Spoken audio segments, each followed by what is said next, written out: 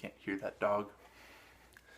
Anyway. Hi, my name's Adam. Welcome to the channel. Today I'm going to review another book.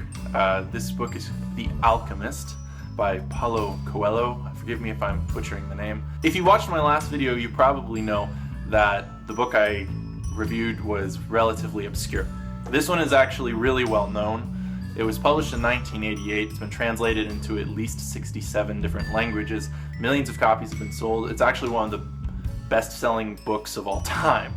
So I'm going into dangerous territory here, talking about a book that a lot of people have read, but we'll do it anyway. I'm just going to take a few minutes to talk about a few of the things that I did like and a few of the things that I didn't like, just like I did last time. But first I'm going to give an overview of the book. If you don't like spoilers, now is the time to check out. So our story follows the journey of a young shepherd boy named Santiago. And in the book, Santiago starts having these dreams. And he can't help but think that the dreams might be prophetic. So in order to try and determine what his dreams mean, he goes to a nearby town to talk to a fortune teller that's there. The fortune teller listens to his dream and then tells him that there is treasure buried near the pyramids. Now the boy kind of blows this off and just thinks that the fortune teller is trying to get some easy money out of him. And then furthermore, just kind of assumes that he could never travel to Egypt and find it anyway, because he lives in Spain. Or not really Spain, but a territory called Andalusia, which did exist at one point in history. Shortly after talking to the storyteller, the boy meets an old man, and the old man's name is Melchizedek. Melchizedek introduces the idea of a personal legend. We'll come back to that later, but just remember the words, personal legend.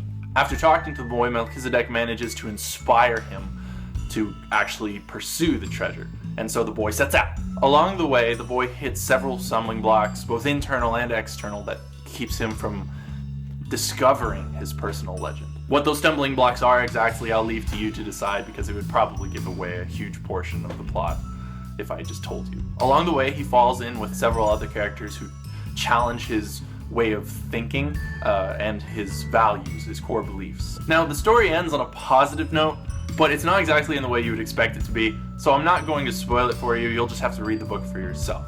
So usually when you read a book, characters have names like Bob and Sue, and that's usually how most stories go. And although our protagonist does have an actual name, his name's Santiago, as I mentioned before, most of the characters, and indeed the protagonists, are usually just referred to by what they are.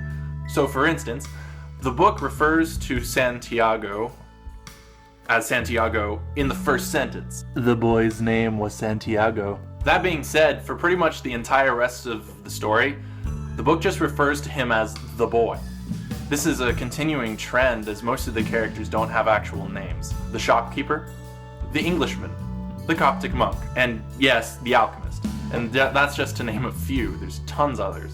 Admittedly, there are a few characters with actual names, but they're few and far between, and so you can't help but notice that most of the characters have these weird descriptive names. This weird method of naming characters, I think, gives the book a lot of uniqueness compared to every other book, which has normal character names.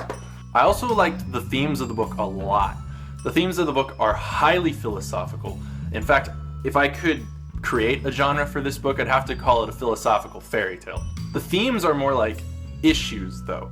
And the book dealt with several issues, but for the sake of not giving the entire book away, I'm just going to talk about the one that I think stood out the most, or at least stood out the most to me. You remember that idea I talked about earlier, the idea of a personal legend? Well, this comes up frequently in the book, and it seems to be the central idea of the story. The story suggests that everyone has a personal legend, a calling in your life that, at some point, speaks really strongly to you and draws you towards it.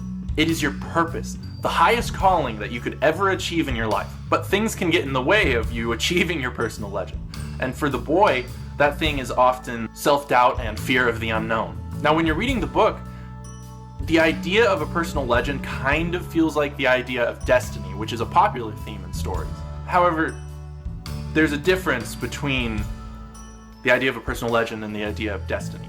With destiny, typically it just means this is what the character is going to end up doing regardless of everything else that he does in between the beginning of the story and him achieving his destiny. With a personal legend, it's a little different just because the characters actually have the choice of achieving it and chasing after their personal legend, or totally ignoring it and not living up to their full potential. Try to imagine ignoring your destiny and not ever achieving it somehow, and that's basically what you got. Now, the concept of this really intrigued me, as did the other philosophical / semi-spiritual topics that came up during the book. On the other hand, there was one thing that I really didn't like about the book, and that was the pace. Although the story perhaps accomplished what the author intended, I kind of felt like it was rushed. The story is only about 175 pages long, which wouldn't be an issue if it weren't so jam-packed full of changing environments, actions, and character epiphanies.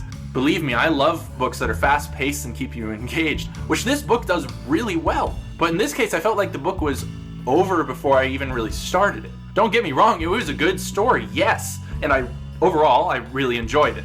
But there were parts of the story that I feel like could have been expanded upon to give the reader a better idea of what the character was going through or the environment that was surrounding him. Now, I really do want you to read the book for yourself and come up with your own conclusions, so I'm not going to tell you the parts that I thought could have been expanded upon.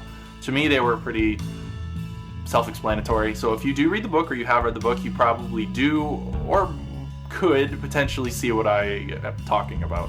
That being said, the story was exceedingly clever and engaging, which is why, overall, I still really enjoyed the book, even though I thought it was a little bit too fast. And that actually about wraps up my video. If you liked this video, be sure to give it a thumbs up. Please subscribe and share it with your friends. If you've read the book, I'd love to hear your opinion, so leave a comment in the comment box below. Also, leave a comment if there's anything you'd like me to review or give my opinions on. If you haven't read the book and want to get your hands on it, I'm sure you can find it in your local bookstore. That's where I found my copy. If you don't feel like doing that, you can always go to the Amazon link below in the description.